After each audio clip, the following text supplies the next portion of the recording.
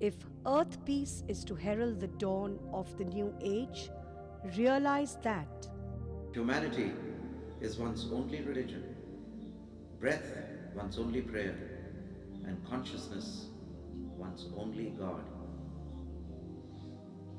in order to further his vision of new life awakening for earth peace and the evolution of human consciousness, Yogi Raj Siddhanath founded the Hamsa Yoga Sangh, a non-profit organization.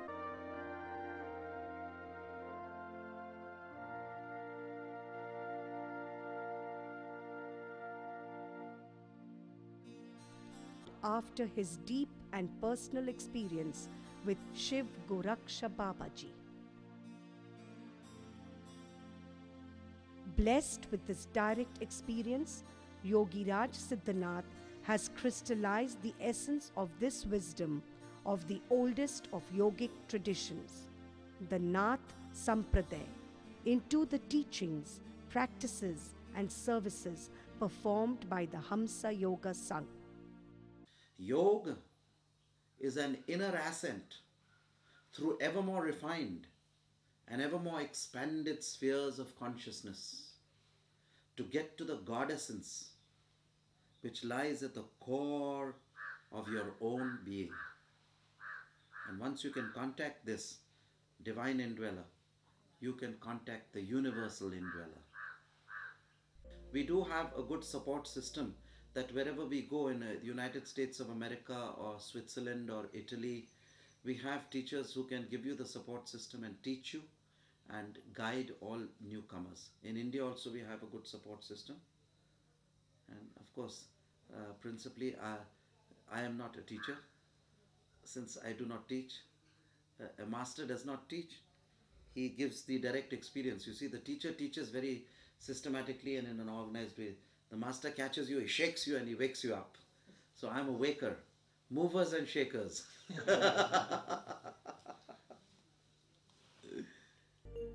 Quite simply and effortlessly, Yogi Raj reveals to the initiated and the uninitiated alike how, at the level of consciousness, all humanity is one.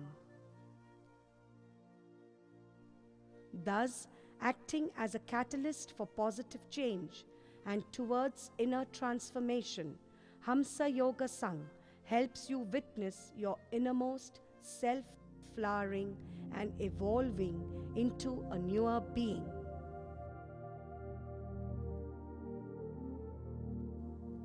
Let not precious moments slip by. Seek now the ultimate truth. Jiva Hamsa, spread your wings to fly, immortal realms which death defy. You must try to do it. So what can an individual do to try and Be present, be there at the time where this community celebrate humanity is going on. You should be there. Make it your business to be there and relax and enjoy yourself and meditate. So tonight we should all have rest. Of course you can carry on with question answers, but the teaching will really begin from tomorrow. It will be quite intense and you have to be fresh and alert. What is the time now? 9:15. 9:50. Time now, yes. 9:15? Yes. No, 5:15 after 9. Okay, we are doing well. It's okay. I'll carry on. Because today was just to get together to say hello and hi and, socialize. But we would get on to the job. Who was the people who wanted to ask a question here? Who wanted to ask? Okay, do you want to ask a question? The lady sitting in the chair at the back? Okay, no. Yes. None of you want to ask a question? Okay. No, but let him ask first, then Mark ask. Okay. Yes. I would like to know if maintaining more simplicity in one's life is a great benefit to one's practice. It is a benefit because you don't get distracted with material desires. And the more detached you are from material objects, the more you can focus on the divine goal. Simple living, high thinking, as they say. So you don't get distracted. There's so many gadgets and trinkets and toys here, that it's likely to distract you. So it's better to. Doesn't mean you shouldn't have a cell phone or something and not be in touch. I don't have a cell phone. How does one I'm trying to have one. how does one easily let go of attachment to material possessions? Easily means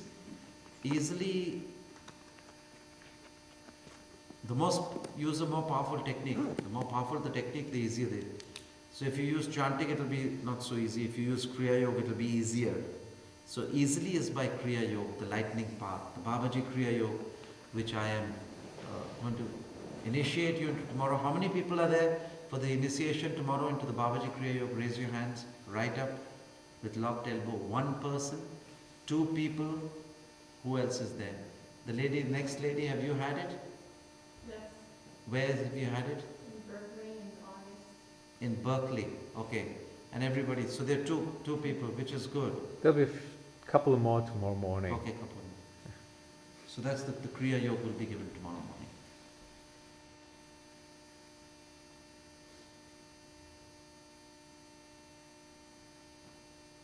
Yes, what was the question? Did I answer the question? How can we easily let go of desires? The more powerful the technique. So the Kriya Yoga cuts like an Excalibur. The flame will burn. You have to visualize that it burns attachment to all material objects. You see what I tell you, that the source of all pain, the source of all emotional suffering, is your dependency on others for your happiness. Depend upon yourself. I always depend on my wife for my morning tea. And if she doesn't get up and sleeps late, I am sad. Because I am not like an American man, self-sufficient, or like the American woman. They are self-sufficient. They get the coffee rush, they go for the coffee, and they make their own, and they say, don't talk to me till I've had my coffee. Then they have their coffee and they say, well, now, what is it? So I should learn to make my own tea. It's a small example. If you depend on others for your happiness, or you feel that they are the judge of your actions, or without them, your life or your function or program cannot be a success, then you will be in for a big, big disappointment. Love others. Be affectionate to others, but don't depend on others for your happiness. Don't, in American jargon you can say, don't depend on externals for your happiness. Finished. Cut it. Whether it be a person, place or thing. Don't depend on externals for your happiness. You'll be fine.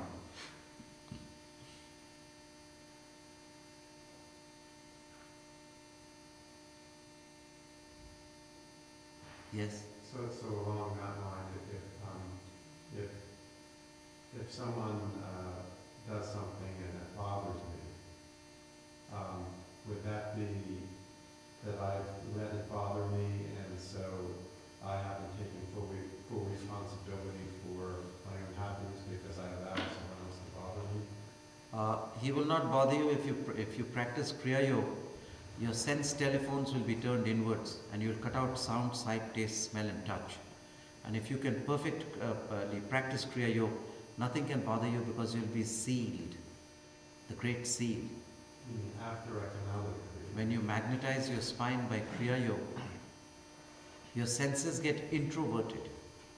Like a tortoise pulls its head and feet into its shell, so also you pull your sense of smell, taste, sight, touch and sound into the consciousness in your third eye, and you will not be distracted. So therefore practice Kriya Yoga. Even if people bother you, after some times they will cease to bother you, because you will be so engrossed with your true self You will be depending on your soul bliss and not on the distraction on others, on distraction of externals, whether it be attraction or distraction. Whether it be attraction or distraction, cut out both. No person can make swift progress in yoga if he is laden with heavy emotional charge of love and hate and this and that. You have to first even yourself out. You have to get rid of the heavy emotional charge. Yes? Mark? I think you may have answered already. When you talk about the exhale breath burning off old karma. No, but let's hear your question. I may have another thing. Well, my question was, does it act on all the karma at once? Past lives, or does it work sequentially, like your most recent karma and then later on reaches your older karma? Normally that is the trend. As the picture book is reversed, those pictures of thoughts and ideas, those thought forms which you have created in the beginning, in your memory banks, they come to the fore because the sediment of the lower thoughts are deep down in your subconscious mind, a deeper strata of latent impressions, stored impressions. The recent ones are stored on top of the others, right? So those impressions which are recent come out first, normally. But it is not always necessary that you work out your karma in sequence. That will depend upon the opportunity offered to you. When a particular opportunity offers itself to you, the subconscious brings that thought to suit that circumstance, and that karma is worked out. Suppose you have a karma of riding a motorcycle, but in a life before that you've done swimming. But if there's a swimming pool which comes, that karma will supersede that. It will come out and you'll satisfy your desire for swimming first and then motorcycling. Do you understand what I'm saying? As the event, the adaptable or the suitable event as it comes, to meet that event, those past thoughts will engage themselves in a similar event which has occurred in the past. Can you get it? Right? Mm-hmm. But normally it's in sequence. Yes. So it seems there's an attraction between the time stream and kinds of events that would match up to them. Do thoughts also tend to have a kind of a gravity that would accumulate? And are they stored like in chakras by time? Yes, they are stored. It's given in my book that your karma is stored in your chakras. Your destiny is in your spine. I've given a brief note on that in my book, Wings to Freedom. So that book is there. Anybody who hasn't got that book, because it's got information which is not to be easily had. So yes, definitely it's a magnetized thing, and your karma is recorded in your DNA. The DNA has nitrogen nubs on it like a tape recorder, and when you do your karma, that is recorded in your genome, and it lies as a stored impression in your temporal lobe till the proper opportunity offers itself, where that remembered experience comes to the fore and lives out that experience, the unresolved force of your mind substance. So we're getting quite deep here, quite interesting. This was one of the best questions. Have I answered that? Yes. I'm still gaining understanding. Okay. Okay. Yes? I'm trying to, I felt a connection between that question. I was meditating once and I had a thought, and it was very painful, old memory, and there was just like a flash of white, and then it was gone. Did my meditating do that? Did you help me do that? Or? You see, the very fact you're asking me the question, did you help me do that? Yes, I did. I thought you did. I knew that you thought it, that's why I confirmed. And plus your own effort. It's both. That's why I said yoga is not for the lazy. If you make the effort, the master will help. And in all cases, I can show you when there's an opportune moment where I'll take a thought of yours and I'll vanish it out. Any thought which troubles you. But what are you going to give me in return for that? Some chocolates or some, some bitter chocolates or something? Don't give the C's candies. Give me a European, some Belgian chocolates. I don't like C's. I like it's like a small child. When we were small children, we used to tell our parents, the aunts and all used to come, rich aunts and all, used to bring small packets of chocolates. So we used to tell them, is this all? Couldn't you get a bigger one? And then we used to tell them, hey aunt, you're going there and there. This is the chocolate I write. Remember, bye. See you. You're my best friend.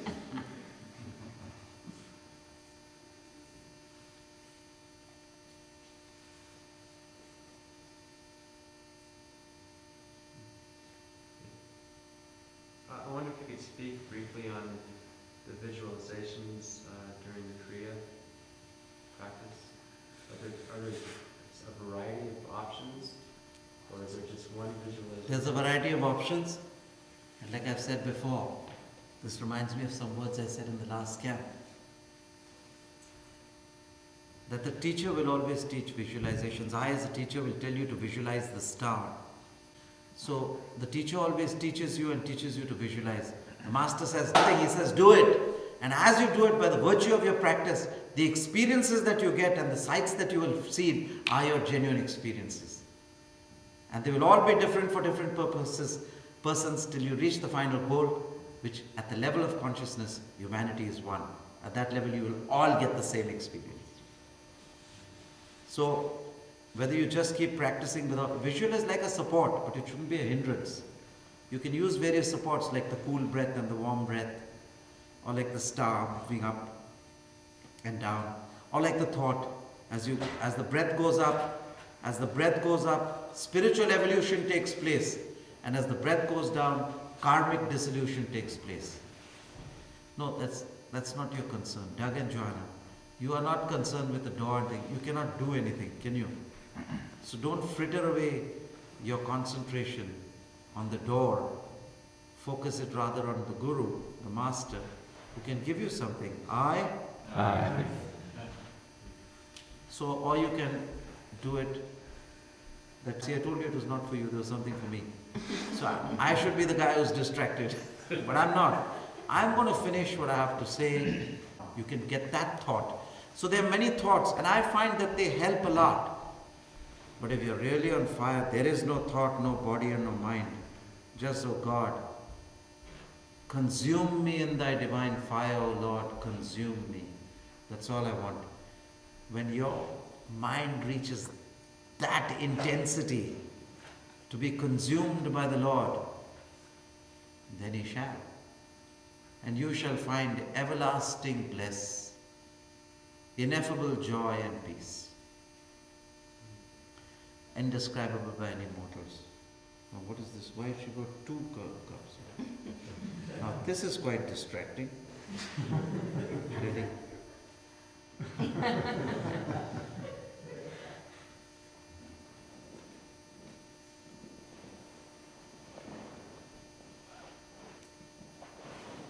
She must have thought it was not such a pep talk as I should give me some pep tea, you know. So I wake up and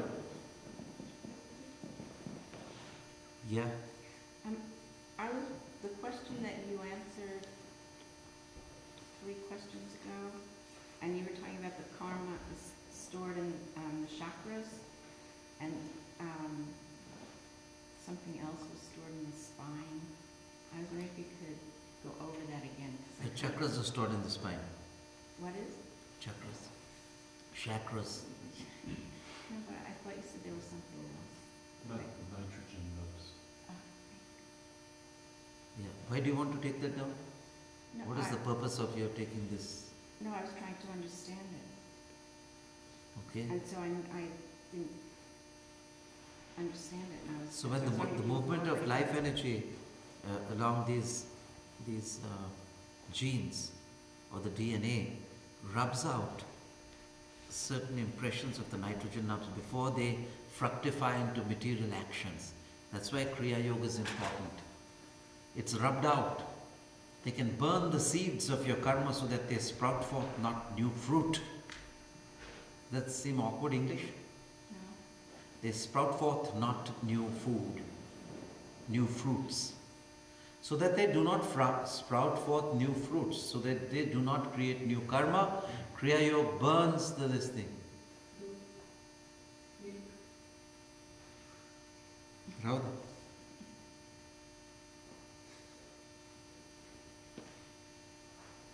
You did say that karma was in the chakras and divinity was in the spine. Thank you. Was your statement before. And are you saying karma is in the root of the chakra, which would be in the spine as well? See, the spine is a physical vertebrae, and behind the vertebrae there is a cord called the spinal cord, the spinal canal. It's a hollow tube. Now within the spinal canal,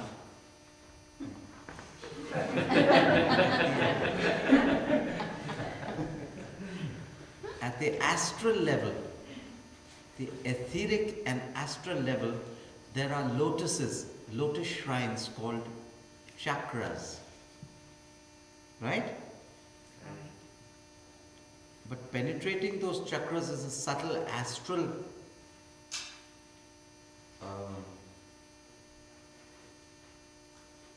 nerve, a nerve tube called the Sushumna Nadi.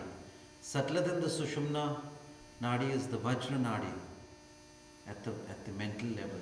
And then at the causal level, there is the Sushumna, Vajra Nadi, Chitrani Nadi, and then there's the Brahma Nadi, which is the spiritual Nadi. Now that is spiritual, not the physical Sushumna, not even the Sushumna. So when the Kundalini itself rises, she rises through these various states. First through the Sushumna, dissolving it into the Vajra Nadi, dissolving that into the Chitrani Nadi, dissolving the Chitrani into the ideational or Brahma Nadi, the divine passage to God. That's how your consciousness becomes subtler and subtler. Your mind becomes subtler and subtler till it becomes divine mind, and then ultimately falls away or is transformed into divine consciousness. Have I made myself clear? I think it's pretty straight, right?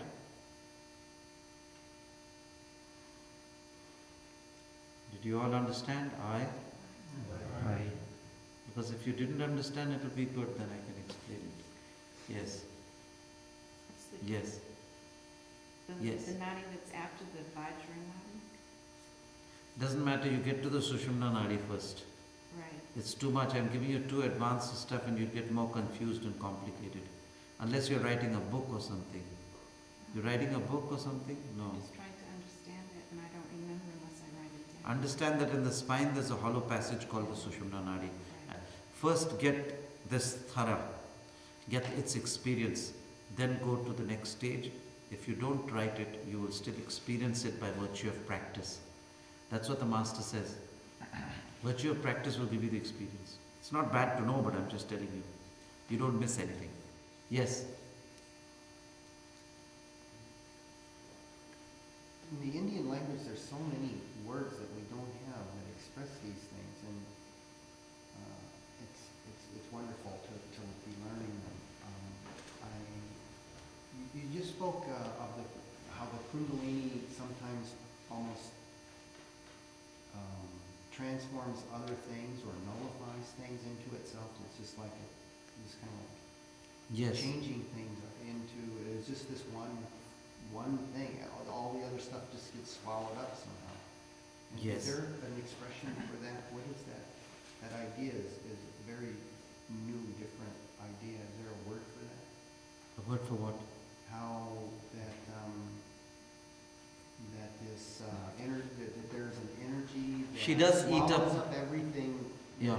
that is not at any obstacle.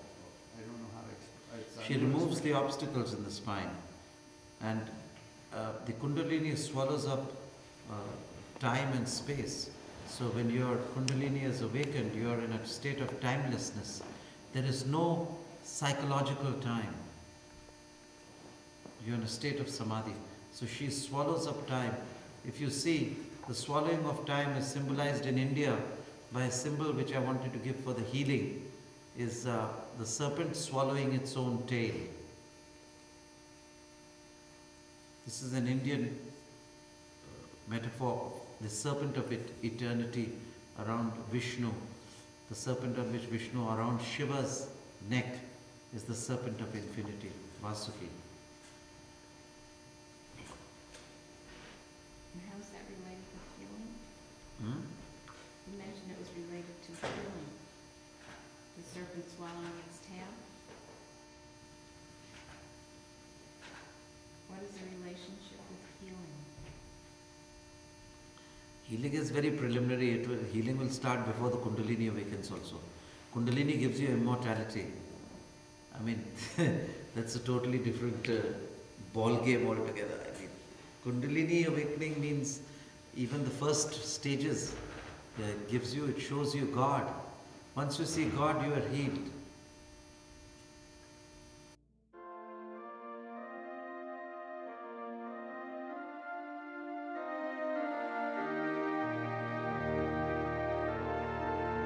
Humanity is one's only religion, breath one's only prayer, and consciousness one's only God.